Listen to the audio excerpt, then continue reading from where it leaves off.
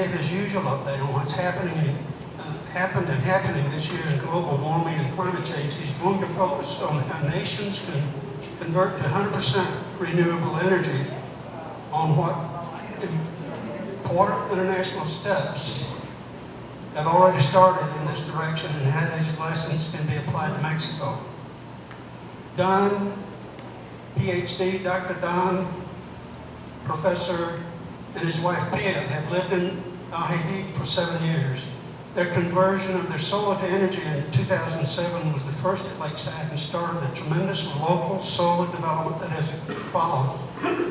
He has returned from making an invited presentation at the Solar World Congress, which was held this year in Mexico at Cancun, on the topic Transitioning Mexico to Renewable Energy. They also put together and chaired an invited forum of Mexican residents and scholars on the same subject. This rises out of his 40 years of professional experience and contributions in renewable energy policy at high national and international level, and his continuing interest in the global warming and renewable energy fields. Please make welcome Mr. Sunshine. Hello, I made it there. It's first for David. He's going to show you something.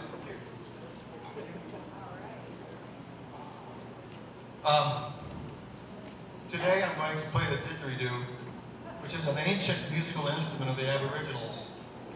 I've chosen the didge because it requires a breathing technique called circular breathing, which means that the musician breathes in while simultaneously and continuously breathing out. This allows the didge player to sustain an uninterrupted droning vibration as long as desired. I thought circular breathing is an apt metaphor for Dr. Aitken's presentation on renewable energy. As you listen to the didge, I invite you to consider the implication of circular breathing in terms of renewable energy.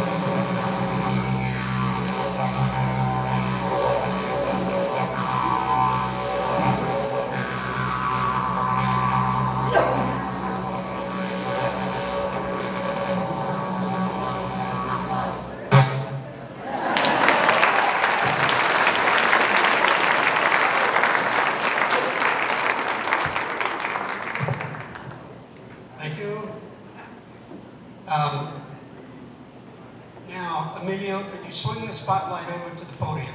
Yeah, good. How about it, Don? I'm going to be here. How about it? Is that okay? Okay.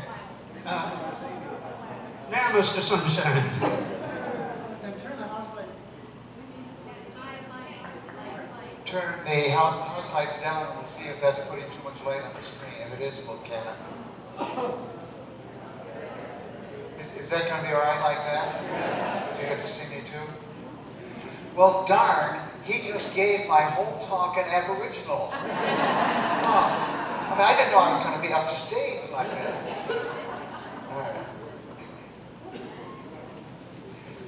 8th annual update. I was told outside that it was 7 years ago today that I gave a talk and suggested that we really needed to have an interest group. And Greg Oates he actually asked the question, is there an interest group for green things and so on? And I said, no, why don't you form it?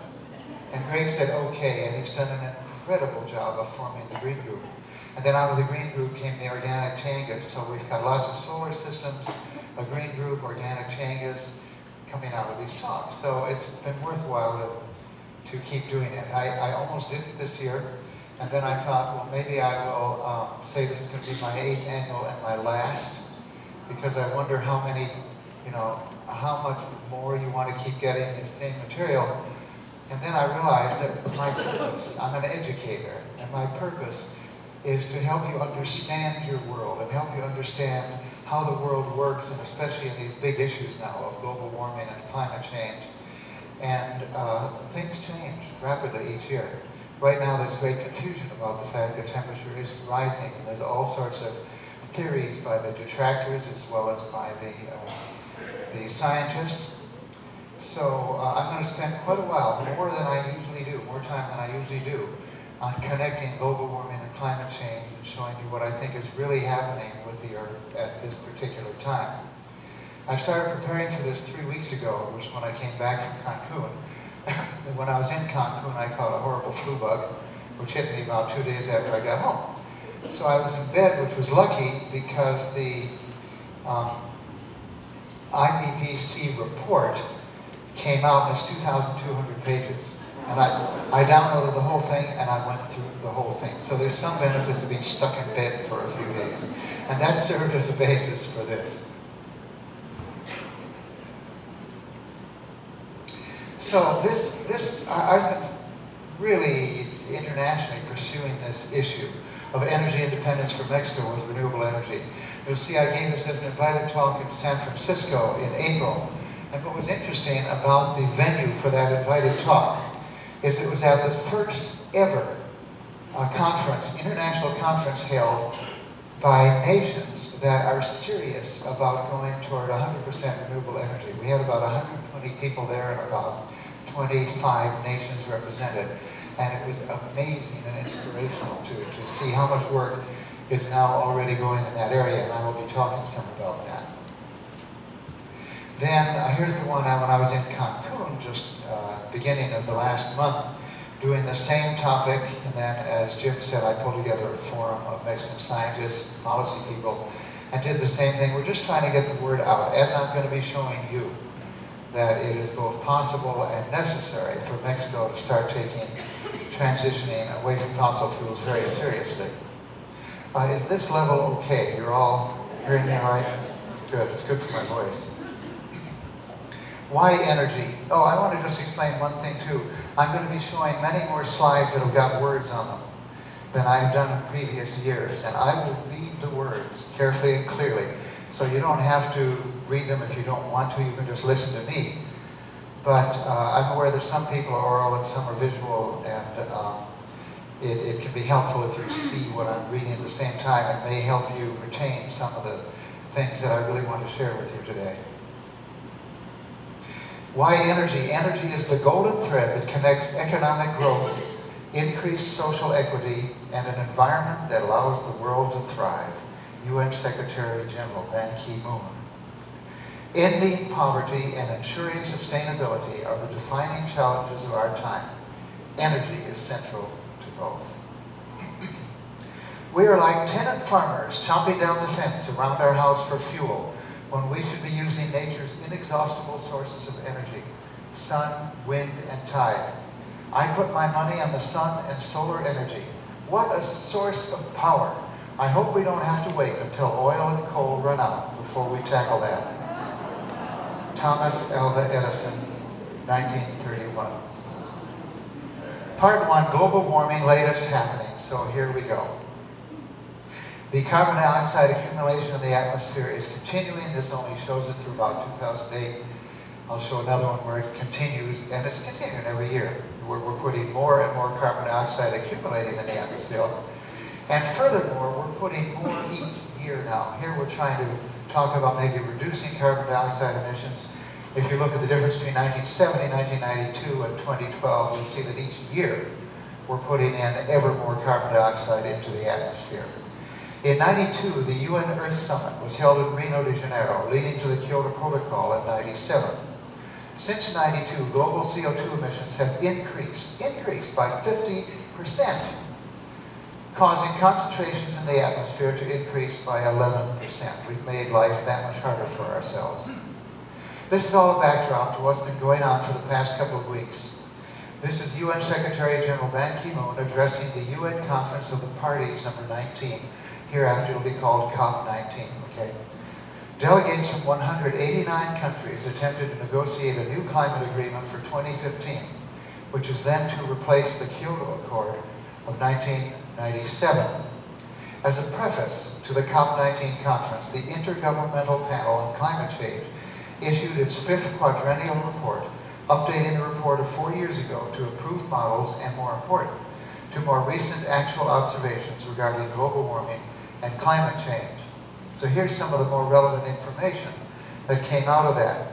Warming of the climate system is unequivocal, and since the 50s, many of the observed changes are unprecedented over decades to millennia.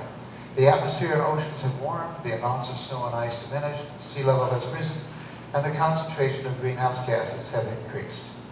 The new report, each report started when they first did many years ago. They're sort of equivocal. It appears that there's a human signal in the warming of the climate.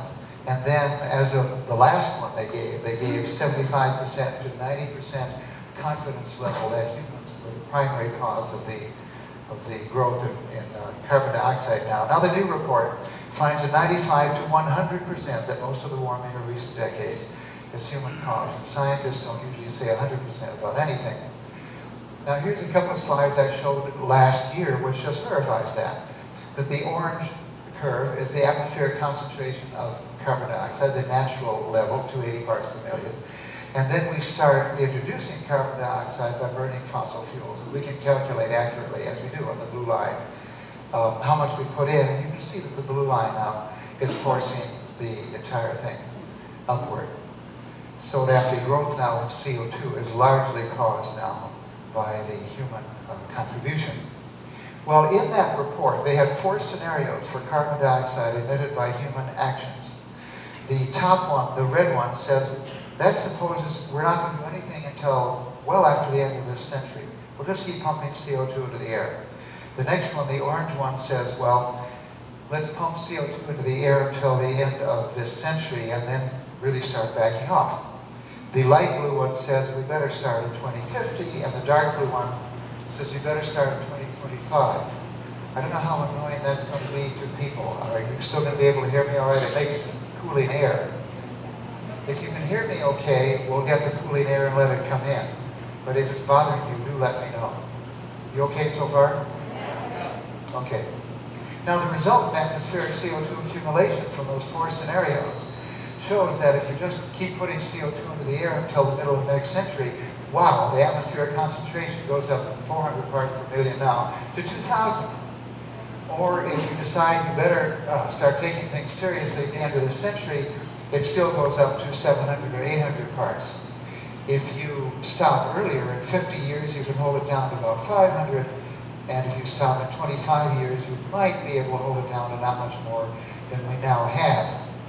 This dramatically reversing our injection of CO2 into the Earth's atmosphere by no later than 2050, and better by 2025 will be the only way to hold the atmospheric amount of CO2 to a level that's presently considered to be safe by scientists. Well, safe because it's presently thought to be probably the only way to meet the IPCC target of 2 degrees centigrade for the total global temperature rise. We've risen 1 degree so far already. And then the sea level is rising also. The seas get warmer and they expand is the primary part. And there's considerable concern, especially by coastal nations and small islands. If it keeps getting warmer, the sea level will rise and we lose entire countries. We lose a great deal. Well, the IPCC global carbon budget was adopted at this conference. And they said, all right, to our best calculations, we could put 1 trillion metric tons of carbon emitted into the atmosphere. And you'll see at the top dashed line it says 3.6 degrees Fahrenheit, which is 2 degrees centigrade. You will also see that we've put in 500 billion tons already. So we're halfway there to what they consider to be the ultimate load the atmosphere could take. But how accurate is the IPCC in its model projections to the future? Are the atmospheric models sufficiently consistent with observation for us to trust these kinds of projections into the future? Let's look at the controversies surrounding the apparent disparity between the computer model projections and what's actually going on with global atmospheric warming. So here we have the temperature as measured 1880 up to about 2012 actually. And there's the question, what's going on? The temperature started rising very seriously as we really began putting a lot of global warming emissions into the atmosphere around 1975. Then the temperature was rising monotonically. Well, we're still putting that amount in there, but it appears now that the temperature itself is leveling. So here we're going to look at that period. This is the period of the temperature of the Earth from 1998 to 2013. And you'll see that the atmospheric carbon dioxide grew by 34 parts per million, that's 9.4%, while the temperature stayed roughly constant over a 15-year period. Again, what's going on? A lot of people are saying, oh, it's the end of global warming, don't have to worry about how much CO2 we have in the atmosphere, we're done. All right, well, here is the range of calculations or simulations by the models by the scientists, and the average is the black curve, the gray is the range. And you will see by the colored curves that indeed the actual measured temperature is now walking away from what the scientists thought it was going to be. Divergence of the measurements from the modeled expectations.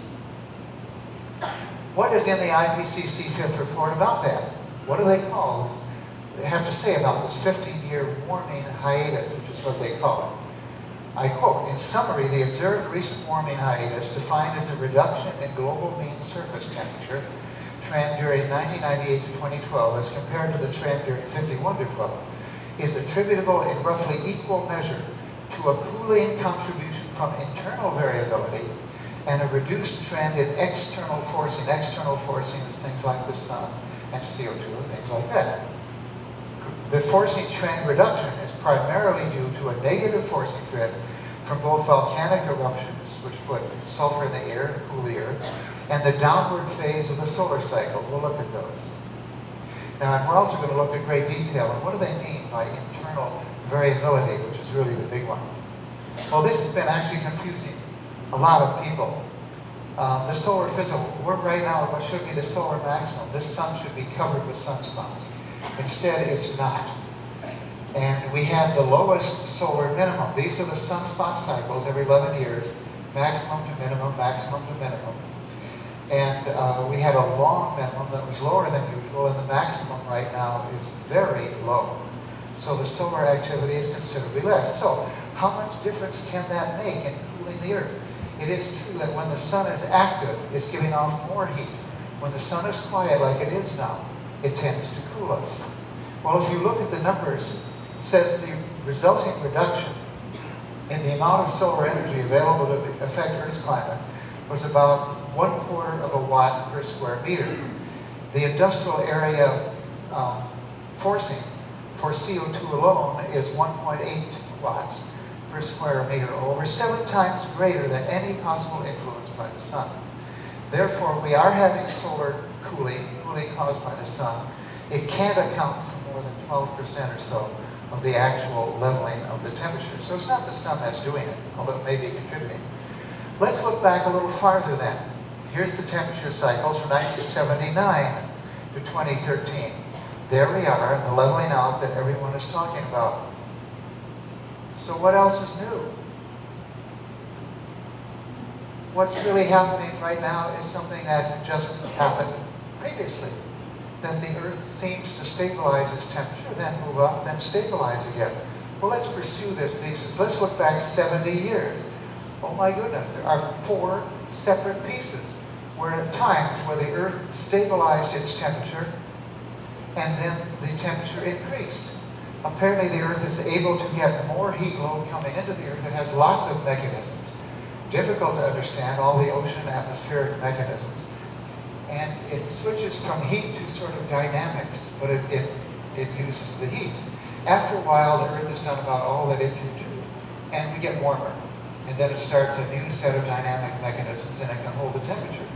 There is nothing new at all about the stable climate, the stable temperature that we're having right now. It's a recurring pattern. It's what the Earth does. Let's look way back to 130 years. Whoa, this is interesting. 9 of them, and indeed we have one period where the temperature goes down. That was before we started seriously injecting emissions into the atmosphere. By 1970 or so, we were seriously, the world was developing and seriously injecting CO2, and then we started a systematic climb. The Earth levels its temperature, does all sorts of other things, and then moves its temperature. This is what the Earth does. What it's doing right now is nothing new. That's the internal variability that they talk about. But this is new. If you take the average global temperatures over successive decades, just add up the average temperatures, you get this. And you see unequivocally that there has been a continuous increase of the average temperature if you average it over time. The period 2000 to 2010, while the temperature was not increasing, was the warmest decade on record since modern meteorological records began around 1850. Regardless of whether the climatological models can duplicate these discontinuous temperature jumps, it's clear that the models are correct in predicting that the Earth is still getting warmer. It's just the models say you put more stuff in the atmosphere, you will get warmer on a direct correlation. We don't do that. It's a jumpy kind of thing because the Earth is complex, but it's still happening. Let's look at some of the things we talked about in previous years. We looked at the Arctic sea ice, for example, in 2013 in the summer. You see the sea ice volume and trend through 2010 was going down dramatically in 2010, but now it's turned the corner. And we actually see in 2013 that the amount of sea ice appears to be increasing. And on the bottom curve, it shows the area of the sea ice. And it shows in 2013 that the area of the sea ice is at least more than it was last year, but kind of average. Possible explanations for this turnaround from the record sea ice loss from 2012. Unusually cool summer in the northernmost latitudes. Cooler weather in the spring and summer led to a late start for the melt season and less melting overall. A tendency to have an uptick after an extreme low in the satellite data. The Arctic sea ice has never set record low minimums in consecutive years. But still, it's the 6th lowest amount of sea ice in the Arctic in the satellite records. This year continues a long-term downward trend of about 12% sea ice loss per decade since the late 70s. That is a decline that accelerated after 1970. I showed about 3 slides ago, where all of a sudden the melting of the sea ice appeared to be much more rapid. Since 1970, that's during the period where global warming appeared to have leveled off. So things are happening. However, Alaskans are coping with another round of 50 degrees below during the coldest winter in 2 decades. In the first decade since 2000, the 49th state cooled 2.4 degrees Fahrenheit, huge. Anchorage is already en route to the coldest winter right now since 1982. Researchers blame the decadal oscillation, an ocean phenomenon that has brought chillier surface water temperatures up toward Alaska, and the decadal oscillation happens with regularity every 20, 30 years or so. The single exception to Alaska's cooling trend came in Barrow of the North Slope. That was 3 degrees higher. That trend continued this year, was apparently driven in part by Arctic Ocean ice melting, where it's right on the ocean. And this is also to show, there's a friend of mine who likes to point out things like this. Look at that, look at the Arctic. It's getting colder, all right? No more global warming, all right? What we are having, and I will get into that, what's happening is we condition the energies as producing greater extremes. And extremes can be both hot and cold. They are absolutely consistent with the global warming climate change model to have an extension of both hot and cold extremes. This does not do away with global warming. you still hear me all right with that? I noticed my voice is turned down a bit. You okay? Let's look at the Antarctic. Ice mass variation since 2002. It's going down. And if you look kind of at the amount of sea ice, that's the ice that's drifting on the surface of the ocean around the Antarctic, you'll see in that top curve that sea ice is actually going up. It increased 4% this year over 29-year average. Well, let's take a look at the sea ice. We'll look just at the Antarctic. The blue areas are all areas that are getting bigger. There's more ice that's freezing there. Note the very large areas of ice that are growing on the land surface and the spreading sea ice off of the North Shore. But notice the very small amounts of ice gain, you can't see those numbers, compared with the very large amount of ice loss on the other side, with the net result that you are still having net loss of ice off of the Antarctic. It's not the size of the surface ice that counts. It's rather that there is a consistent net melting of ice in the Antarctic. I had another friend of mine come up and say, look at all that ice going out there. No more global warming. I'm exaggerating. If he's in the audience, I apologize. He's a marvelous person. Keeps me honest when I'm exaggerating. And by the way, even with this hiatus in global mean surface temperature, the decade of the 2000s has been the warmest in the instrumental record of the temperatures. Every major scientific academy in the world has warned that global warming is a serious problem. And by the way, 2012 was the hottest year on record in the contiguous U.S. 2012 July was the hottest month in the U.S. since record-keeping began in 1895. The heat dome that enveloped Washington, D.C. in July of this year broke a long-standing heat record. Over 5.5 days, the temperature was 80 degrees and over. This 138-hour streak is the longest on record, dating back to 1871. On November 14, Australia just had their hottest year on record.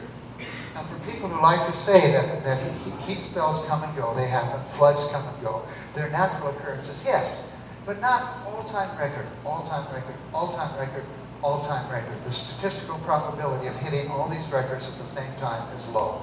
Something is indeed happening. Well, let's just get a little picture here. Ignore the curve behind there. Suppose this was your normal body temperature, say 98.6 degrees Fahrenheit. Now suppose you got a fever and it went up to 100 degrees Fahrenheit. Would you now say, oh boy, my fever is level, so I must be well again? Right? Well, that's what people are saying with regard to global warming. Let's look at that. The Earth is now warmer than it's been in the last 3 million years. We have developed since the last ice age through a magic 10,000 year period. I showed this slide last year too. And the temperature has varied by no more than about plus or minus half a degree through the 10,000 years that enabled humans and their societies to flourish. The temperature excursions of only about a half a degree centigrade produced these three enormously different periods to which human societies had to adapt. It shows how finely tuned we are to a small temperature excursion. Well, look at the excursions that are happening now. We are already above all of those excursions. It's hidden behind my word temperature there. And the IPCC is trying to hold it below 2 degrees centigrade. We're going way outside the period that nurtured our societies and our cultures for all of those years. Based on the comparison between reconstructions and simulation, there is high confidence. This is how they wrote the report this time. So each time they made an assertion, they said high confidence, medium confidence, low confidence, so you could kind of assess whether the scientists really believed in it or whether it was equivocal. There is high confidence that not only external orbital, solar, and volcanic forcing, but also internal variability contributed substantially to the spatial pattern and timing of surface temperature changes between the medieval climate anomaly and the Little Ice Age. So where is the heat going if the atmospheric temperature stops increasing for a time? Quoting from their report, ocean warming dominates the total heating rate, with full ocean depth warming accounting for 93% and warming of the upper 700 meters for 64% of where the heat goes. melting ice and warming of the continents together account for about 6% of where the heat goes. Warming of the atmosphere only uses up 1% of heat. We measure the atmosphere, but the heat is going other places. A new study in the leading journal Science adds support to the idea that the oceans are taking some of the excess heat, at least for the moment. In a reconstruction of Pacific Ocean temperatures in the last 10,000 years, researchers have found that its middle depths have warmed 15 times faster in the last 60 years than they did during apparent natural warming cycles in the previous 10,000. Well, there's where some of the heat is going. Here's a picture. The red on the bottom shows all the heat content of the land atmosphere and ice melting. And the upper blue portion is all of the heat that goes into the ocean. And notice that that is continuing even during the recent period when the global atmospheric temperature did not increase. The heat content of the ocean did increase. Now we're beginning to find some things. Is the primary concern about the injection of ever-increasing amounts of CO2 into the Earth's atmosphere just a matter of warming and its impact at global temperature? Not at all. Let's look at just one of the other impacts. In this case, the absorption of the excess CO2 by the oceans. So, what this shows is the rise in ocean surface temperature is green. It then shows the CO2 concentration from the dissolving of the CO2 in the ocean in red. And because the CO2 dissolves there, it lowers the pH, and that's in blue. So the ocean pH has decreased by only 4/100ths of 1 part, or 1/2%. A friend of mine recently pointed out, said, these numbers are so small, why are people worried about them? All right, well, here's the answer. Is this negligible? The evidence is that the ocean is very finely tuned to the pH value, such that this could indeed be a significant change. As stated in the report, the ocean's uptake of carbon dioxide is having a significant effect on the chemistry of seawater. The pH 10 of seawater is decreased by 0.1 since the beginning of the industrial era. That corresponds to a 26% increase in hydrogen ion concentration. This is a huge number. Don't let small numbers cause you to think that they produce small effects. The acidity of the oceans will more than double in the next 40 years. The rate is 100 times faster than any changes in ocean acidity in the last 20 million years. 100 times faster. Making it unlikely that marine life can somehow adapt to the changes. A very worrisome statement by a wonderful person, Tom Lovejoy, biodiversity advisor to the World Bank.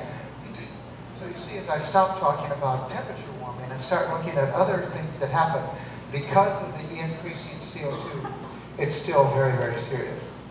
Some scientists now state that the reduction in ocean pH could be the greatest ecological hazard from the additional CO2 accumulating in the atmosphere from the burning of fossil fuels. All right, part 2, and I'll take a little drink here. Moving then from global warming to the dynamics, which is climate change.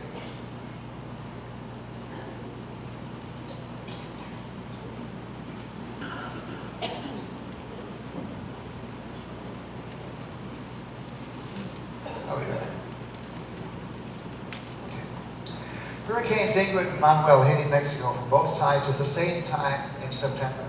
2 hurricanes, 2 sides, kapow. Right? 1 month later came Hurricane Raymond in October, hitting the already drenched area of Acapulco. Then Typhoon Haiyan in November went across the Philippines. And a friend of mine was incensed that the TV commentator said it's the largest hurricane we ever had. It's not. It's one of the largest, but it's not the largest. There you see it on the globe. See how big it is. Enormous, enormous storm. These things are not fun. The damage that they cause are extraordinary. Now, we've got other kinds of storms that cause all kinds of damage in the United States. National Geographic did this wonderful article about tornadoes and the loss of the fellow you see in the picture.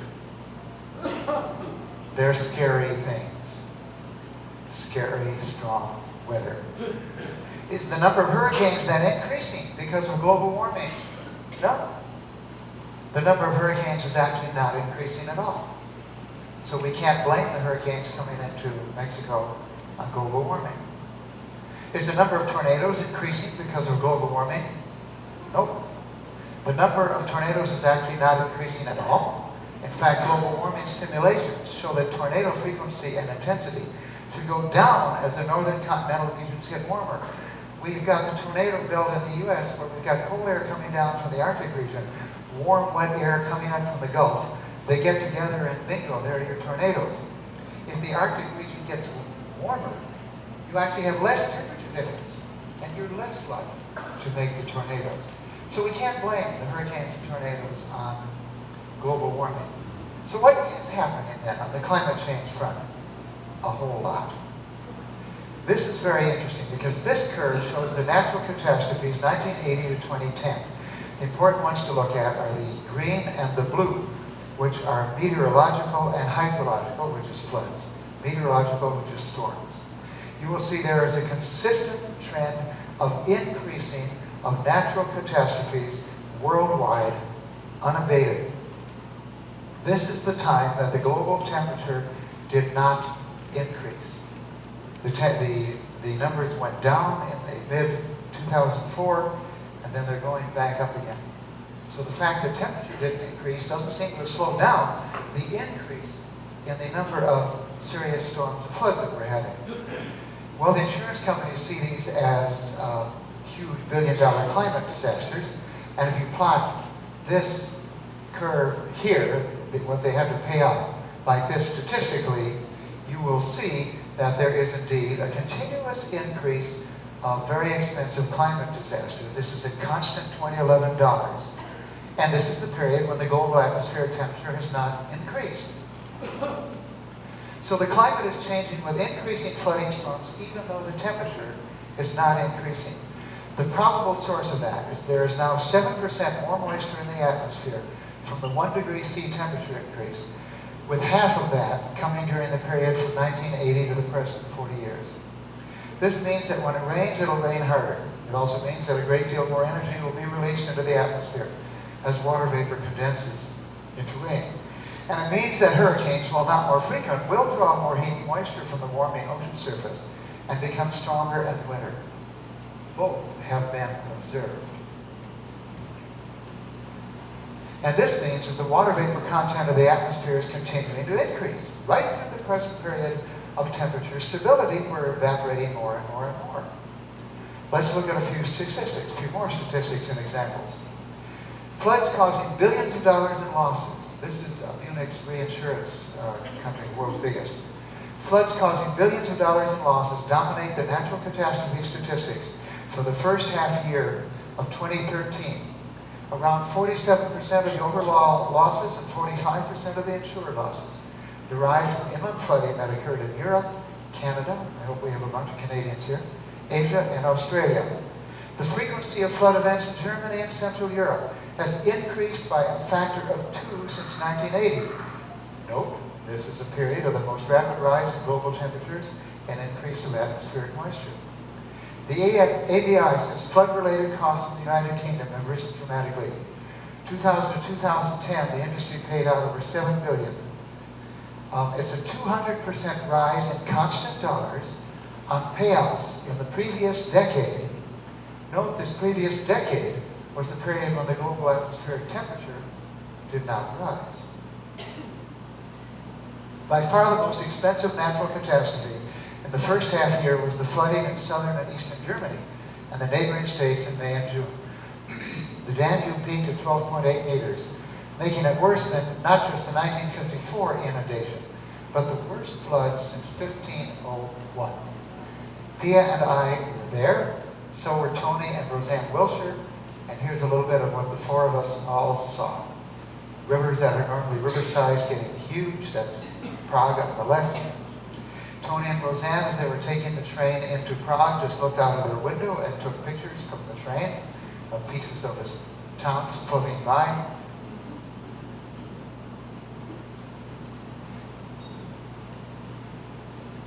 And downtown, of course, the water spread around the town, so there was significant flooding in the town. I took these pictures, so we were there looking at it. And other people were standing there watching pieces of their town float by. The greatest flood since 1501.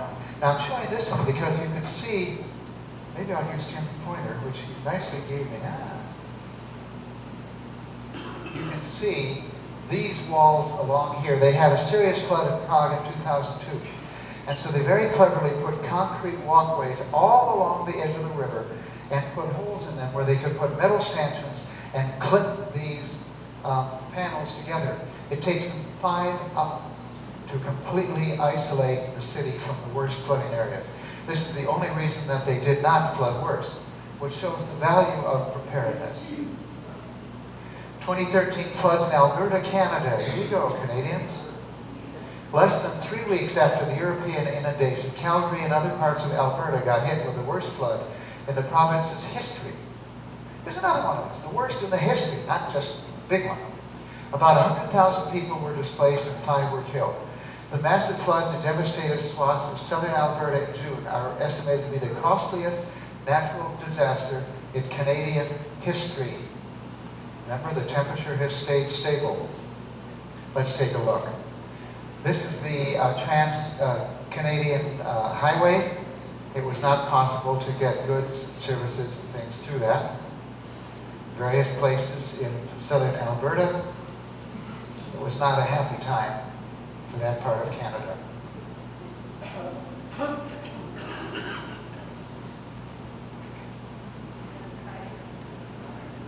Now this is Calgary, and it's the Bow River, and it's much larger than usual. That's hard to tell when you go into Calgary and then you look at the what do you call it, the stadium area. The what? San Pedro? Something like that. Okay, anyway, you can see they had serious flooding in Calgary. And then here again, the greatest in history. And here in Mexico, Acapulco experienced the greatest floods in history. So how many more of these greatest this, greatest that, and history this, and history that do we need to convince ourselves there's something going crazy with the statistics of climate change? And we have a vicious circle. Ecosystems absorb about 11 billion fewer metric tons of carbon dioxide every year because of extreme climate events than they would if the extreme weather didn't occur. 11 billion tons is about the same as a third of a year's worth of global carbon emissions. So we're not only putting carbon emissions in, we're reducing our ability to absorb the carbon. What can we determine from all of this? One, if not hurricanes and tornadoes, at least devastating storms and floods have been continuously increasing during the period of stable global temperatures. Storm and flood impacts have not been within the usual statistical range. They've been all-time largest, way outside of normal statistics. It's in the climate change, not just measured global temperature, that we currently find the greatest evidence for the continual and increasing impacts of global warming. If we just look for temperature increasing, we're looking for at the wrong place. Don't be fooled into complacency by the present lull in global temperature increase. The energy is there, the energy is increasing, and at the moment it's raising havoc with the global climate. You still don't believe in global warming or climate change? In the aftermath of the German and Canadian floods, the victims, the insurers, the media, the politicians, the scientists were all asking the same questions. What caused them? Was it the relentless buildup of atmospheric carbon dioxide? Could extreme weather events become the new normal? Were they once in a millennium acts of God? The world's biggest insurance companies do believe in global warming. For insurance giants like Munich Re, Swiss Re, and Lloyd's of London, climate change is a reality that's showing up where it hurts most, on their ledgers. In Munich Re's offices, there wasn't much debate as the claims checks flew out the door. The higher frequency of extreme weather events is influenced by climate change, and they stated that recent climate change is largely due to burning hydrocarbons. That's their position. Still don't believe in it? Biggest insurance companies do. No business, particularly the insurance company, likes volatility.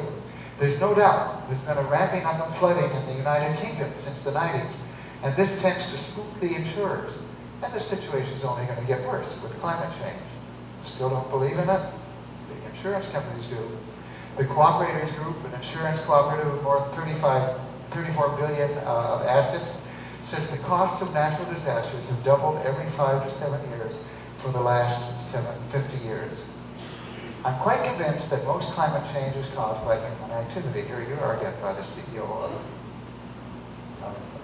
Green. You still don't believe in global warming or climate change? The biggest industrial companies do. A new report from the Carbon Disclosure Project, or CDP, finds that some of the biggest companies on the planet, including all 5 oil majors, are integrating a carbon price into their long-term financial plans and growth strategies. The biggest oil companies do. Oh, mistake. I'm not sure what I hit, sorry. Perhaps the biggest surprise in the CDP report came from ExxonMobil. Not even 10 years ago, that company was running an aggressive campaign to deny climate change. Today, ExxonMobil publicly acknowledges the fact that fossil fuels contribute to climate change. ExxonMobil's CDP disclosure assumes the highest carbon price per ton, $60, of any of the reporting companies. What an about-face they've made. So the present argument put forth, mostly by the deniers, is that if we can't prove that global warming will increase with a continual and increasing burning of fossil fuels, and indeed some present global temperature evidence suggests that it may not, why should we put money into preventing something that might not happen? Why not put it today into areas that are more pressing right now, instead of for an indeterminate future? Here are a couple of responses to that question, a couple of notable people. Kofi Annan, former Secretary General of the United Nations. If science tells us that human activity is the main driver of global warming, then human action can reverse it. But this must happen before the climate consequences become irreversible. Failing to act will be nothing short of catastrophic. Still Kofi Annan, what now? If governments are unwilling to lead when leadership is required, people must. We need a global grassroots movement that tackles climate change and its fallout. We will return to that in IE at the very end of this talk. From Climate, a wonderful article that came out very recently by Dr. Eric Cheviot, founder and former director of the Center for Health and the Global Environment at Harvard University. Climate, a medical model, and I know we have a number of MDs and former MDs here. Excuse me. In a medical emergency, no physician ever waits for absolute proof of diagnosis before starting treatment, for to do so is to run the risk that the patient will become seriously and perhaps irreversibly ill and may die. The greater the emergency, the more physicians rely on an accumulated body of evidence on recognized patterns of disease. While we depend on scientists to help us understand the causes and effects of climate change, it is a tragic fundamental mistake to expect them before we decide to act to prove that each extreme weather event is a result of our greenhouse gas emissions. We must learn from the practice of medicine to recognize the accumulating signs and symptoms of climate change as it unfolds before our eyes and to act before it's too late. How did the world's governments respond to this situation at COP19 last month? Well, I already showed you, they for the first time ever, they set a carbon budget of 1 trillion tons. Then delegates agreed to the broad outlines of a proposed system for pledging emission cuts. They gave their support for a new treaty mechanism to tackle the human costs of rising seas, floods, stronger storms, and other expected effects. These measures added momentum to the talks as United Nations members look toward the 2015 conference in Paris to replace the Kyoto Protocol of 1997. For several years, we've been trying to get the nations ready to take the next step of serious action. Despite belief that a Copenhagen-type failure was averted, and I should also say a Cancun-type failure was averted that we had later, treaty members remain far from any serious concerted action to cut emissions. And developing nations complain that promises of financial help remain unmet. That's it. After 2 weeks of exhausting negotiations, 10,000 people from 159 countries in attendance. That's it. So it came out of it. My conclusion, serious effort at global emission control must be community by community, region by region, and nation by nation simultaneously. Well, the largest CO2 emitters in the world better pay attention to that. USA 16%, all of Europe 11%, and China, wow, up to 29% right now. Okay. Well, if we look ahead at energy growth, which goes along with with emissions into the atmosphere for fossil fuel burning. India's expected to grow, US is expected to grow, and look at China. Well, if China keeps going, they're going to have to face some issues. Here's Shenyang on October 11th. Here's Shenyang 10 days later. And here we all read about this.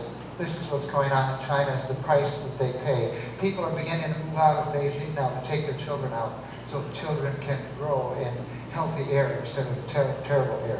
So China is in the process of building itself a huge, huge problem.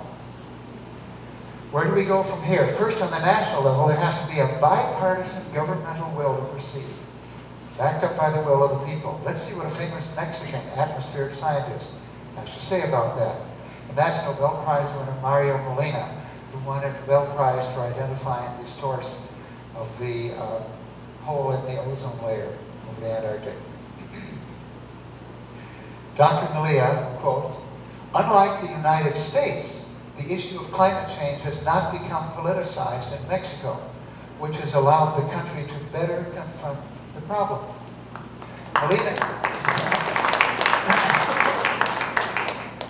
Molina contrasted this attitude to that of the US, where he said much of the Republican Party has taken the position, this is a quote, of denying climate change, which he said was absurd from a scientific point of view, akin to a belief in astrology. Now, I'm sorry.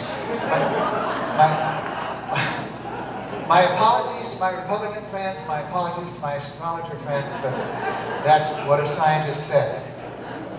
Well, is Dr. Molina correct in this political assessment of the US? Apparently, yes. 84, this is the most recent poll, a couple months ago. 84% of Democrats believe in the reality of global warming and climate change, while now 61% of non-Tea Party Republicans believe in it. So a majority of Republicans now believe in it as well, but only 25% of the Tea Party Republicans believe in it. Wow. Apparently political views are trumping scientific understanding. There's certainly not a responsible basis for creating a national response and policy. Has Mexico therefore done better in addressing global warming and climate change than the US? Again, yeah, they have. The Mexican General Law on Climate Change, passed in April of last year, was supported on a cross-party basis unanimously. In that was a mandate to reduce Mexico's carbon dioxide emissions by 30% by 2020 and 50% by 2050. The act also states that 35% of Mexico's electricity should come from renewable sources by 2024. Mexico and the United Kingdom are the only two countries to have passed climate change legislation.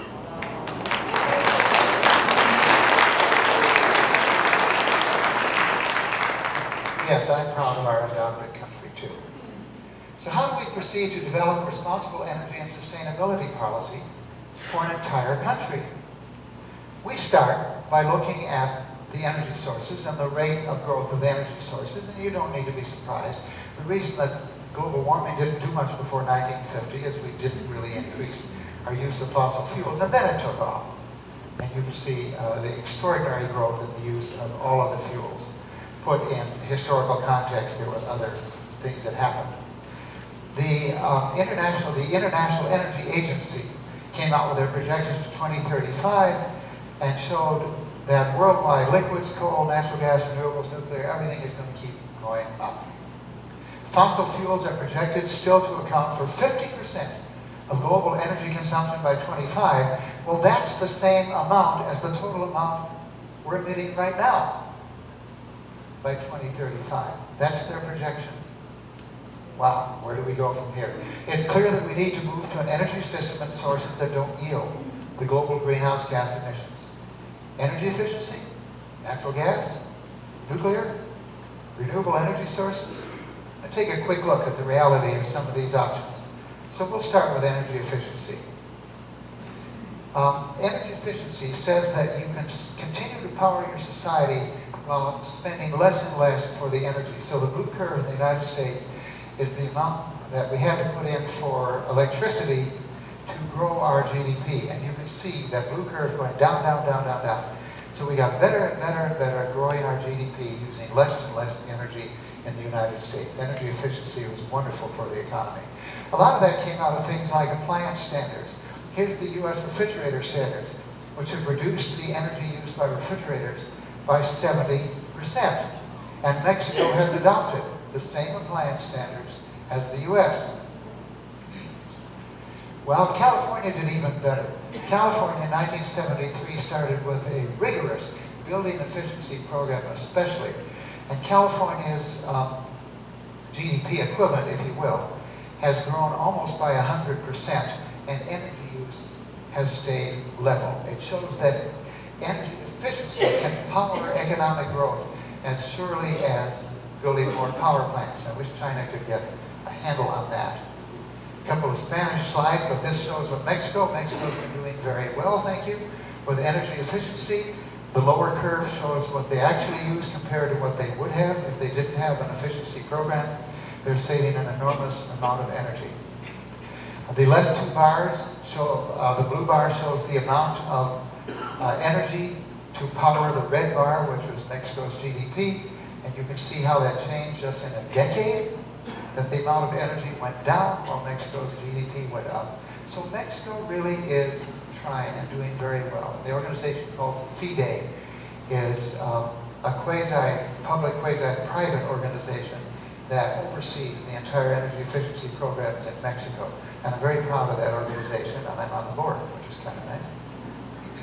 Well, let's see what Glenbeck has to say about all this. On global warming and energy efficiency, I mean, you can't have everybody in agreement. Global warming is a load of socialist communist crap. Okay. If anyone does anything in this company because of global warming, you're fired. I'm dead serious, Beck vows. I fire the person that starts to purchase fluorescent light bulbs. You CFLs, and I will disembowel you with this spoon. Okay, well. We don't have to take advice from everybody. Let's go on and take some others. But those who watch Fox News regularly, just be aware. It's a little bit skewed. So where do we go from here? Well, let's go up to natural gas, because we've got this great natural gas boom going on in the United States and beginning in other parts of the world, and people think that's fabulous. Okay?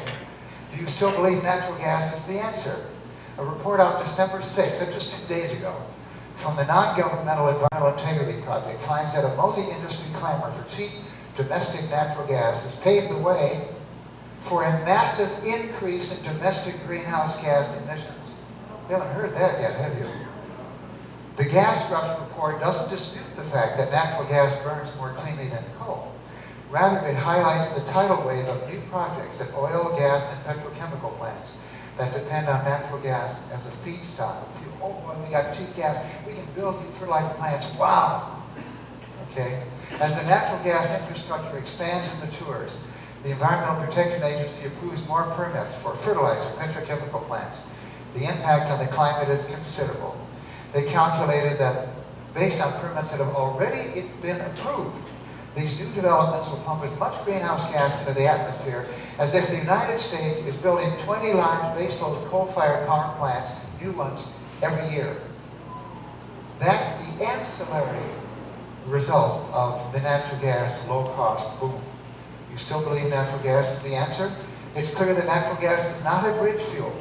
When used to generate electricity, natural gas likely has a greenhouse footprint similar to that for coal. When used for domestic heating of water, the greenhouse gas footprint of natural gas is at least 2 times larger than that of using modern electric-driven heat pumps. But we can do better than that. This holds for propane heated water in Ajijic. Solar water heating is both much, much cheaper and much, much better for both the local and global climate. Propane is, after all, a fossil fuel. When you're heating your water with something the sun can do, you are pumping emissions into the atmosphere that you don't need to do. Well, where do we go from here? Excuse me. How about nuclear? Nuclear, we hear a lot of talk about that. People are climbing on the nuclear bandwagon, saying nuclear does not emit carbon dioxide, and therefore the only way to solve the emissions into the atmosphere is with a massive increase in nuclear. You've heard me the last couple of years to say, it doesn't matter what people want, it doesn't matter what they believe in it. The nuclear industry says we can't keep up. So I think I'll show you a little bit about that. Here we are again. Whoop. And so on the right-hand side, it says a 70% increase in nuclear by 2035, because everything else grows, still will only provide 22% of the global energy. We still have to find 78% from the rest. Rather than argue nuclear pros and cons, I prefer to talk about, let's go after the 78%. You still believe nuclear energy is the answer? The industry's role in electricity production is continuing to decline, according to this year's World Nuclear Industry Status Report, Zero Report. The number of nuclear reactors globally peaked in 2002 at 444, down to 427. The share of electricity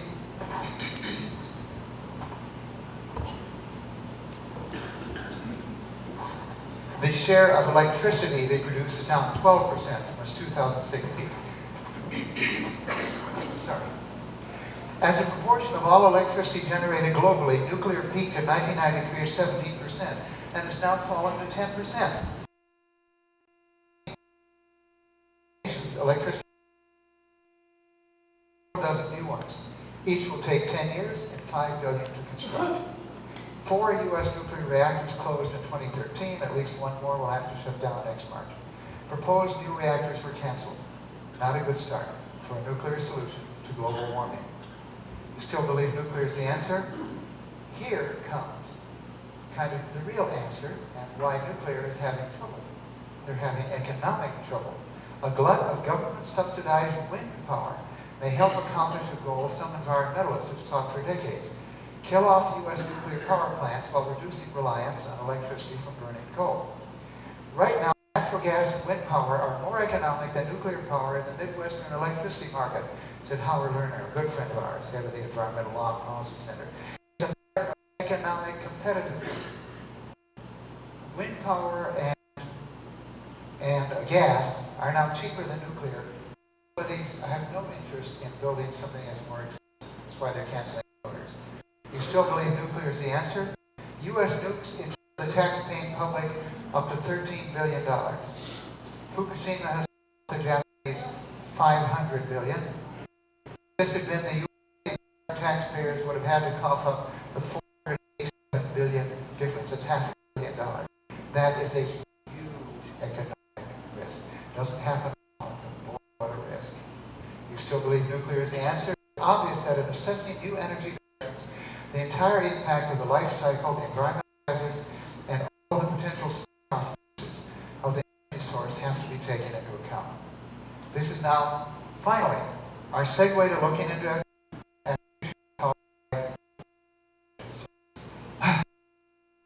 We've set the global warming and climate change.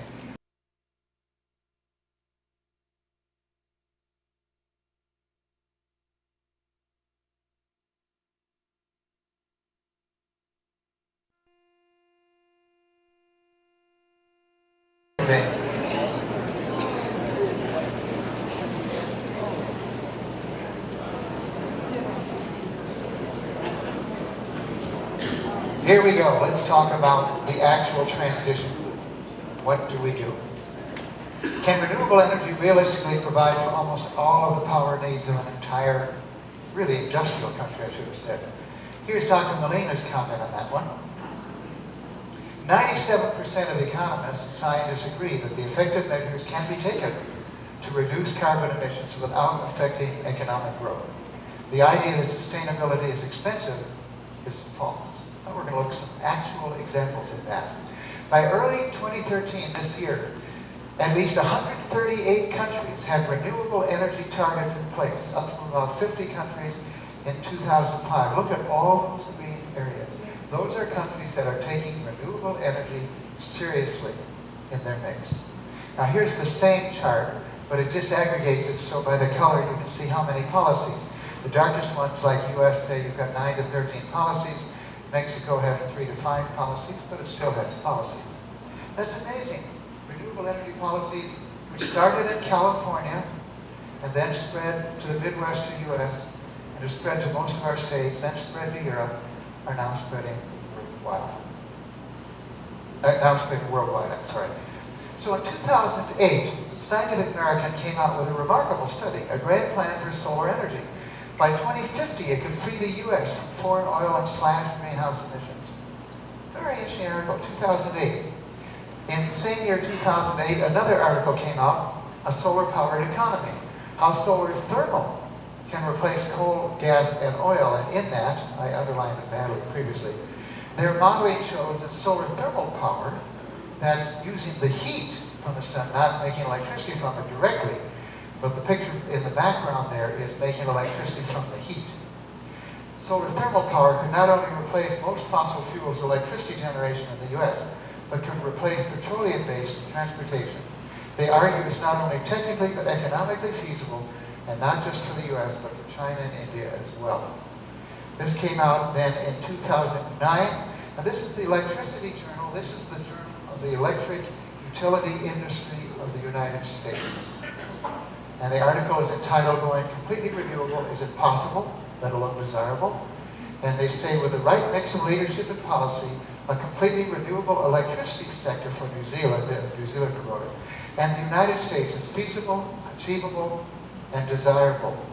Here's a couple of excerpts from that article by the industry. A completely renewable power sector is technically feasible. There are no sound technical reasons why existing renewable power plants could not replace all conventional plants. It's clearly feasible to replace the present fossil fuel energy infrastructure with renewables. Second, a renewable power sector would offer immense benefits to consumers, utilities, and society. I'm quoting, I should have put this quote, these are still from the article. Wind and solar PV systems use virtually no water.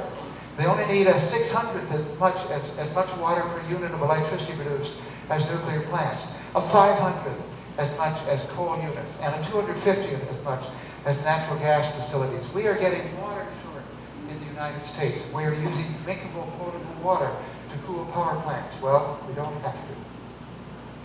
More from the journal. About 50 cents for every dollar expended on conventional electricity leaves the local economy, sometimes 80 to 95 cents. Whereas every dollar invested in renewable electricity produces $1.40 of gross economic gain. You turn a loss into a gain. Renewable energy technologies are 2 to 24 times more effective on a per kilowatt hour basis at mitigating the risk of climate change than other sources of electricity. End quote from the Electric Utility Industry Journal. Well, Scientific American came out with another wonderful article in 2009, A Plan for a Sustainable Future, How to Get All Energy by 2030. This is from a Stanford University group that started up. And they wrote this article. And since then, what they've done, first they have some conclusions there. Supplies of wind and solar energy on accessible land dwarf the energy consumed by people around the globe. The cost of generating and transmitting power would be less than the projected cost per kilowatt hour for fossil fuel and nuclear power. And I'm going to show you the calculations in a minute. So now what they did just this year, the last couple of years they've been working on it, is they said, let's start with California, and we're going to show how you can convert California completely to renewable energy. And then they went to New York State and did the same thing again. And they looked at all of the possible renewable resources that we have in California, and look at how many you've got. And they figured what was a reasonable percentage that they could tap into each of these in order to add up to the total amount of electricity that they needed in California. It would create 856,000 20-year construction jobs, 137,000 permanent jobs. Earnings in California from these construction jobs would be almost $1 trillion. Everybody talks about how expensive it is to do the conversion. Now we're looking from the other side of the ledger. Permanent annual earnings during operation of the renewable facilities, minus those lost by the fossil fuel industry, would be $8 billion a year extra for the California economy. The avoided costs of California air pollution and global warming will pay for all the new renewable energy generation in 5.2 years. That's the same payback you get here by putting solar on your roof. This is for converting an entire state. It would reduce premature air pollution-related deaths in California by 16,000. That includes kids. Result in a health cost benefit of $130 billion per year to the state of California. These are all the ancillary benefits. We're not talking about reducing just global emissions. We're talking about all the economic benefits that come in when you convert to 100% renewables. Require for all of these renewable energy facilities 0.75% of California's land area, and it will reduce the consumer electricity cost by 2030 between 54 and 11 cents per kilowatt hour compared to 25 cents per kilowatt hour if we stick around with fossil generation.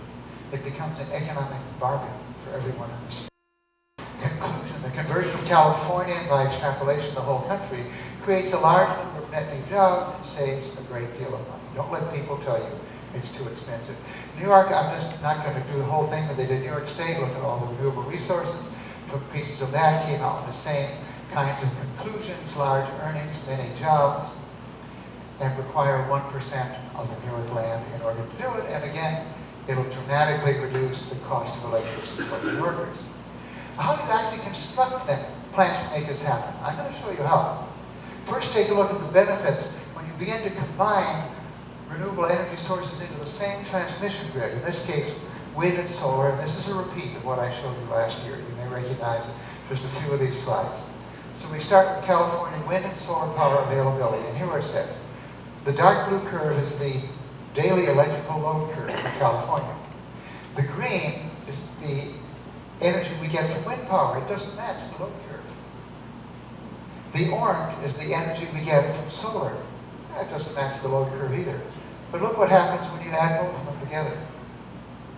You get within 90% by summing the both. When the sun shines, the wind not blowing. When the wind blows, the sun's not shining. And all of a sudden you get 90% of the load curve in California. So the magic thing is to start grouping your renewables into the same transmission grid and let them play off against each other and support each other. So this led to a marvelous research project by Professor Dan Cameron and his group at UC Berkeley. They worked on this for some years. And here is their plan for transitioning the western United States to 100% renewable energy. Each circle is the size of the circle, is the amount of renewable energy they need to provide in that particular area. So for example, in the Central Valley of California, you have a lot of solar, you have some wind, you add geothermal to it, and there you are. Geothermal balances the intermittent solar and wind. You've got all the energy you need. You go down to the Southern California area, got a lot of solar, you still have a lot of wind, you've got a little bit of hydro, a little bit of geothermal, and there you are. Hydro and geothermal, those little bits are all you need to balance this solar and wind intermittency, 100%. If you go up to the Sierra Nevada mountains, basically you've got wind up there and a little bit of solar. If you go up to Seattle, Washington, not surprisingly, it's mostly hydro, but you can balance and have some more wind, use the wind when you have it, balance with the hydro. And if there's insufficient renewable energy for the region, then a small amount of fossil fuel backup may be used. That's okay for a while. And they're showing that in southern Canada. Important, all of the regions are interconnected by transmission lines to be able to share the resources from one region to another and to bring in enough renewable energy for the major population centers, such as Los Angeles. So you also share from other. There is 100% solar conversion for the western United States. German study to provide 100% firm capacity from renewable energy resources. There's intermittent solar and wind going in. Jim, I'll use your little in here again. So you got intermittent solar going in, intermittent wind going in. There are those intermittent curves. You bring in biogas in Germany and reservoirs, and you levelize those curves, and you come out with the power demand. Germany is already getting 40% of the total country electricity from wind in January and 40% total country electricity from solar in May. And if anyone believes, if anyone believes that you can't convert a large industrial nation into renewables, we've got the data experience out there. On sunny days, onshore wind and solar photovoltaics PV produce over 85% of Germany's midday power needs. Its wind energy alone is equal to the output of 40 nuclear power plants. If you came in here doubting that you could do 100% conversion renewables, don't anymore. And because they do so much in Germany, it reduced the cost dramatically. So it costs about half as much to install solar in Germany as it does in the US. So now what Germany is doing is, as they're heading for 100% renewables, but you don't just do the whole country. It has to go region by region and local by local. And so you find an area, a local area, a rural area, or a local town that said, yes, we have the resources, we're going to convert to 100% renewable, and you begin to get this patchwork quilt where you have 136 regions in Germany, all the green ones, that are committed to going to 100% renewable energy. It represents 26% of the inhabitants in Germany, 21 million people. Here's one example that just happened. This is in Rhein-Hunsrück, in a district in Germany, and it was 100% fossil fuel powered in 2009. 4 years later, they switched, and they're 104% powered by renewable energy, largely wind, photovoltaics, and biomass. It's one of the areas. Each of the areas is, so you convert a country not by coming down from the top, but piece by piece by piece, just like they showed us in Campbell and Company showed us is the way to convert the Western U.S., piece by piece by piece. Well, they do it in big cities. Frankfurt is also one of the 100% renewable areas going for it. Almost 700,000 inhabitants. Their target by 2050 is to reduce 95% of CO2 emissions and make 100% of their electricity and heat with renewables. That's in the city of Frankfurt. Well, Greensburg, Kansas, in the U.S. is one of our budding number of communities that have committed to 100% renewables. Greensburg had a reason for doing it. Here's downtown Greensburg before the tornado. There's downtown Greensburg after the tornado. That's what was left, and that's what was left. So they said, we have to rebuild our whole town. Let's do it right, and declare themselves to be 100% renewable town. So they used a circumstance to help move them in that direction. But there's also just the fact that if you do it, your neighbor sees it, and so on. This is what's happening clearly at Lakeside. So Massachusetts has had a lot of good incentives for solar. And you see this circle, the little yellow circles there, were the amount of solar applied by people on the roofs of their houses 4 years ago. And now you see it. So, oh, you've got it on your roof? Gee, I guess I can put it in mine. You've got it on your, oh, well, no. I'll show you Ajijic at the end. It's the same thing. Mexico has an extraordinary renewable energy resource base. It can power a complete energy transition. Also a duplicate, a little bit of some of the slides. It's got from last year. It has more consistent renewable energy density and more favorable countrywide distribution of renewable energy resources than either the United States or Germany. The potential in Mexico for making electricity from solar energy is enormous, the third largest in the world, and it's everywhere. It's spread over the whole country. Those are very high numbers. The world's largest utility-scale PV system is presently under construction in Mexico. Well, if you want to know how much land it'll take, if you could convert and put those same collectors you just saw the picture of on that amount of land in Mexico, it'll make enough electricity for the whole country. So it begins to show you the power of the sunshine coming down. The power for making electricity from wind is also very large. The highest wind energy potential in the world is the Oaxaca area because it's in between two different oceans that are at different temperatures. So the wind always blows. Average wind speed of 6.5 meters per second or greater is the highest category 4. You can go to 5. But that's the highest potential. So what we do is we look at this map and we say, okay, let's think where we can begin to group renewables together. We've got also geothermal, and you notice that the best geothermal potential is Jalisco.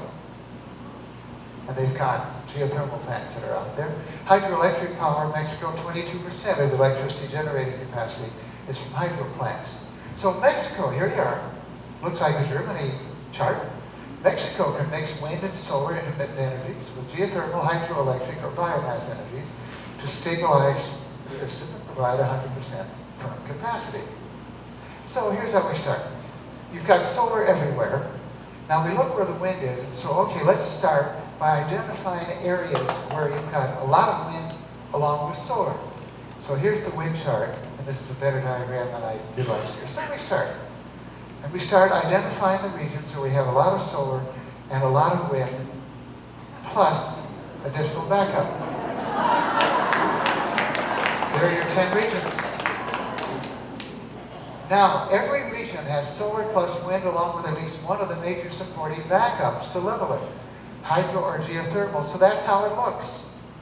Wind, solar, biomass, wind, solar, hydro, wind, solar, geothermal, wind, solar, hydro. So we've got 10 zones in Mexico. This is like the Germany plan, but you only have to do 10 here. And transmission interconnection of the regions to transfer the available renewable power to levelize that intermittency. And then you want to have multiple connections to bring in a lot of power to Guadalajara and Mexico City, which you can do. Each zone with wind and solar stabilized by geothermal or hydroelectric or both can operate as an almost independent or self-sufficient region. But connecting them provides the assurance of 100% reliable power for the entire country and for all time. So what have we seen here? Mexico could become almost, if not completely, energy independent using its own renewable resources. Think what that means. All of the money for energy would stay in Mexico. It would buy new Mexican energy industries and hundreds of thousands of new jobs. This would be energy prosperity for Mexico, make Mexico a world leader in the global energy transition and the protection of the earth from human-made global warming. So have Mexican politicians and energy planners and decision makers started down this attractive and sustainable path? I said definitely not. I should not have said that, because we do have renewable energy policies. There are renewable energy goals. So scrap the red letters, but I should say let's take a look at the actual present energy development plans for Mexico. Here are all of the electric power plants for the country. Here's how we make electricity in Mexico, and I'm going to make it easy for you.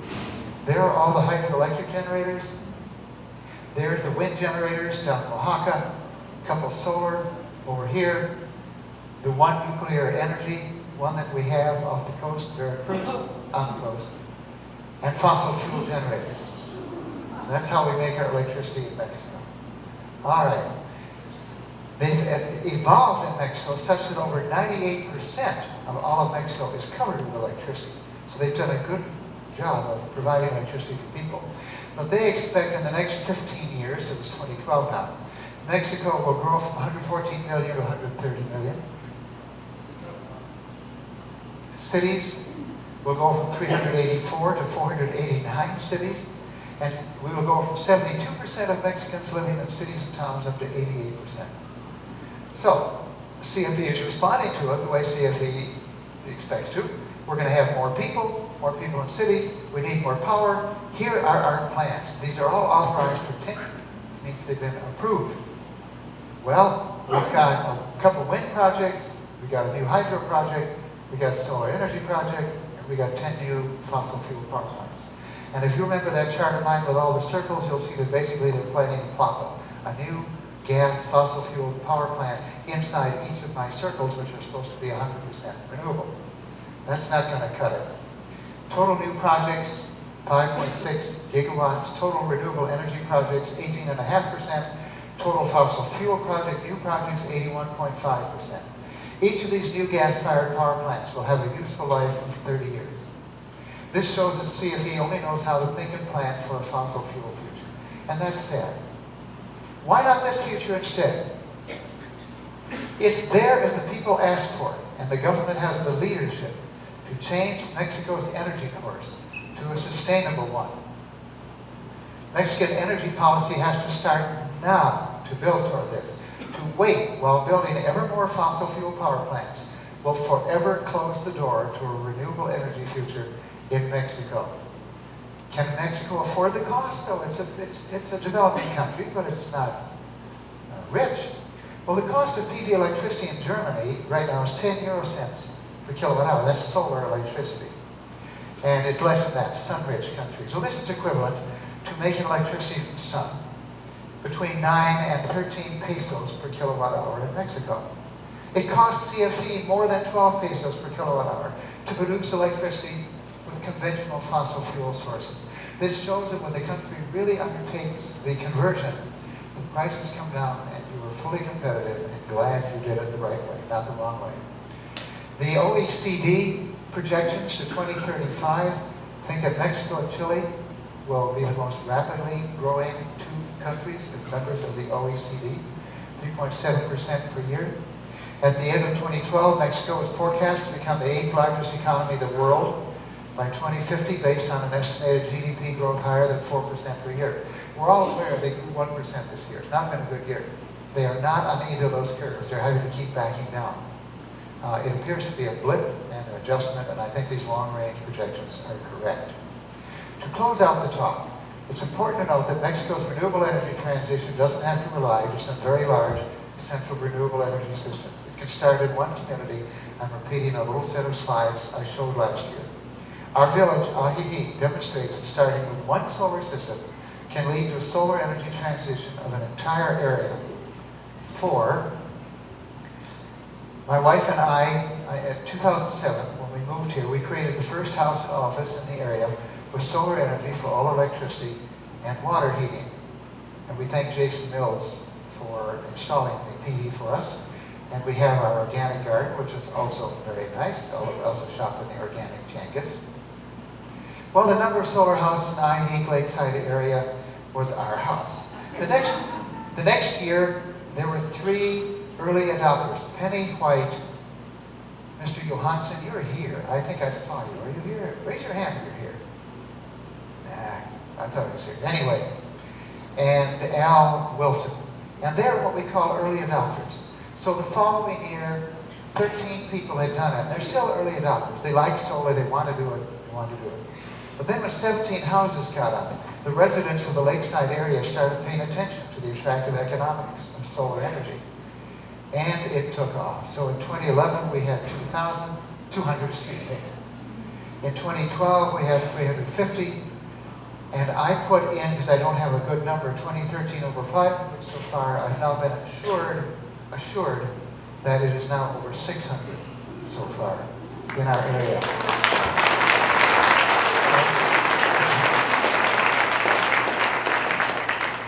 What has this done for us? On a measure of installed solar energy per capita, Ajijic and the Chapala Lakeside is now the solar capital of the entire country of Mexico. And what I'd like to do is have everyone in the audience now, let's see if I got more slides here. I'm going to stop here and invite you to turn up the house lights. I just have a closing out slide, it doesn't matter. If you're up there, you can turn up the house lights, because I want to be able to see you, and you want to be able to see you. See if that's going to work. It takes a little bit for them to come up. What I want to do is to have all of you who are here, who now have solar converted your houses, to please stand up and be applauded by everyone else. Please stand up. Look at how many. Look at how many. Look at how many.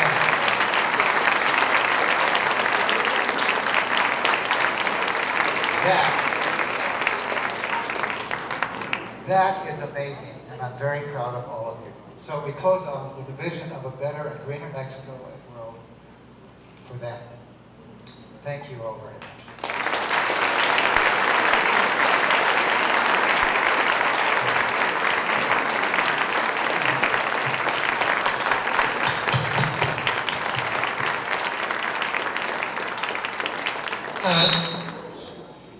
Thank you, Don, and maybe you can see fit to change your mind for this being the last one that you'll give to us.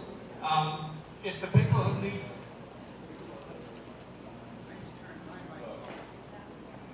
if the people, some people need to leave, please do so quietly, and if you have questions or comments, please come down here, and you can ask them here. So if there's anyone who would like to ask, make a comment or ask a question, please come to the mic here. If your bottoms are sore and you're all hungry, I totally understand. I'll be able to talk to you independently later too. But if anyone would like to ask a question where you have the whole audience hear the answer, you're welcome to ask it. And while we're waiting for that, just remember next week, turn your cell phones back on. Next week, Pete Soderman is talking at Open Circuit. The question I'd like to ask is that Hyundai Corporation in Korea is now mass producing fuel cell hydrogen vehicles and changing their gasoline fueled infrastructure to include hydrogen fueling stations throughout the country of Korea. Hydrogen is very easily manufactured from DC output from solar power. And I was wondering if there was anything being done in the Mexican environment to replace gasoline transportation fuel from Pemex to allow people to generate hydrogen at home and power their automobiles. The Tucson 2014 from Hyundai is now being imported into Los Angeles, and buses in London are being run off fuel cell vehicles. I think it's time that we looked at the transportation fuel question and began to think about converting Ajijic to hydrogen vehicles. Would you please be quiet as you're leaving? We're still having a meeting going on, so please refrain from talking until you get outside the door. Please. Don's answer. The question was on hydrogen fuel cell vehicles and on whether anything is being done in Mexico on them. There's a little research project being done in UNAM out of Mexico City, but there's nothing being done on any scale to try to make that change. What they are talking about is shifting from oil to gas, because Mexico expects they have a lot of shale gas as well. And you can put the gas directly in the car and burn it.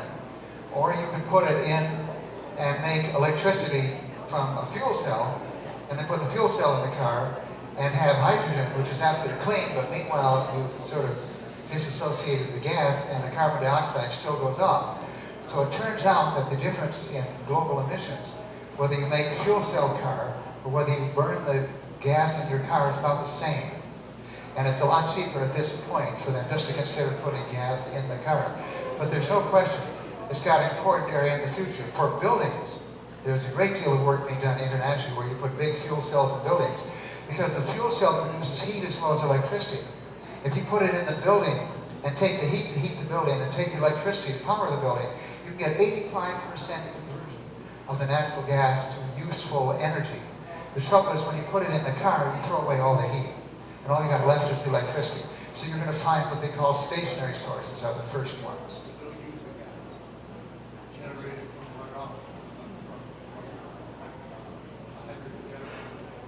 Yes, that's correct. Fuel cell, yeah. Hi. Hello? Appreciated your talk very much. But he touched on something I was going to ask about, and that's whether when you have solar and wind power, you have the power down at times, and you need some kind of backup for it. And I was wondering if generating hydrogen is being used by anybody for that backup, as opposed to still using gas, natural gas. Well, he's just wondering about the backup because the wind doesn't blow, the sun doesn't shine. If both happen at the same time, what are you going to do with your house? I just say that P&I, we have just solar, we don't have wind. We have batteries. We're one of the few houses that has batteries as well. And when the CFE goes out, our house never goes out. So we're doing that. But when I showed on the large scale things, when the wind doesn't blow and the sun doesn't shine, you've got hydropower, and you've got geothermal and so on. You use those to fill in.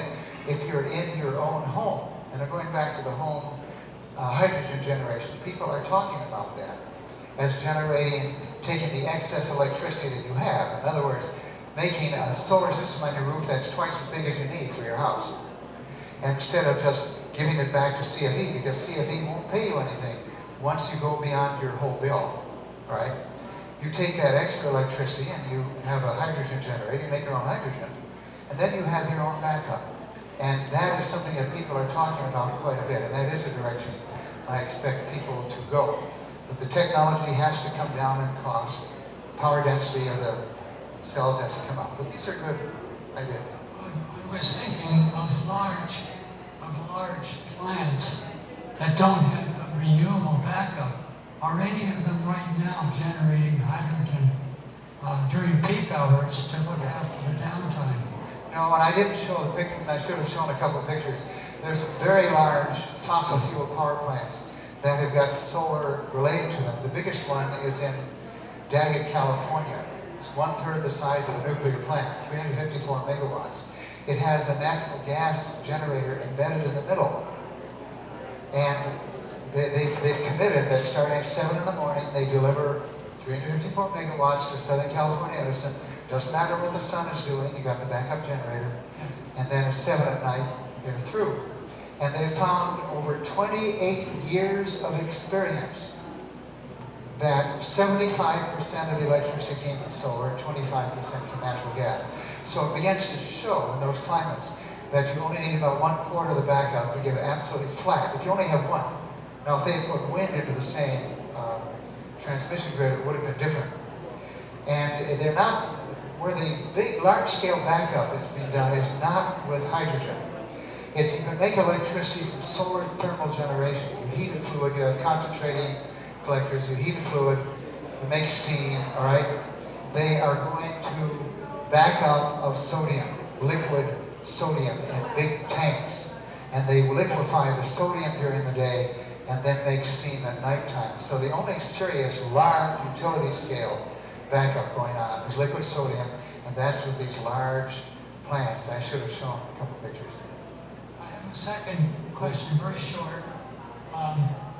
You didn't say anything about the methane that's trapped in the tundra, and I'm wondering how serious. Is it just minor or serious? Well, there's a lot of worry about so-called methane explosion and the methane that's trapped in the tundra, and some of it is leaking out. It turns out for a very, very long time, like possibly 100 years, there's expected to be a rather small fraction of the methane that's already leaking out from our natural gas wells. In fact, they're finding in the fracking operation that they're leaking 8 times as much methane. Methane and natural gas are the same thing. Leaking 8 times as much methane as anybody ever thought. And so the biggest methane problem right now is to stop leaking it from natural gas. Methane is 27 times more volatile for creating global warming than carbon dioxide. So you've got natural gas, you get the gas out, which produces less CO2 when you burn it. Meanwhile, you let some methane come out of your well, and you've essentially made more of a global warming problem than you would have had otherwise. But the geologic studies that have been out are stating unequivocally that these fears of the great methane explosions and everything happening are geologically not feasible, and it'll be a very long time before we begin to see any reasonable amount coming out. Okay? Thank you so much, Mr. Don Aitken, and I hope all you guys are able to come next week.